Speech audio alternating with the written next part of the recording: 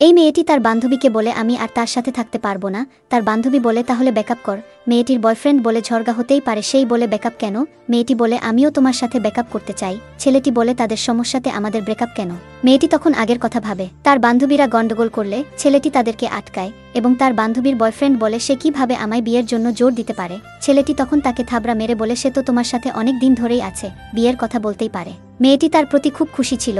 কিছুদিন পরে তারা একসাথে যেতে ওই ছেলেটিকে অন্য একটি মেয়ের সাথে দেখে ওই ছেলেটির কাছে তার গার্লফ্রেন্ড ফোন দিলে এই ছেলেটি তার ফোন ধরে বলে সে আমার সাথে আছে। কয়েকদিন পরে ওই মেয়েটির সাথে তার দেখা হলে সে বলে তুমি তো তার চাচাতো বোন তাই না? সে এখন কোথায়? আমাদের এক জায়গায় যেতে হবে। মেয়েটি তখন ভাবে আসলে সে ভালো না, তার দোষগুলো সে ভালোভাবে ছাপিয়ে রাখতে পারে। সে সবসময় তাকে কুবুদ্ধি দিত এবং হোটেলের মেয়েটিই ছিল তার আরেকটি গার্লফ্রেন্ড।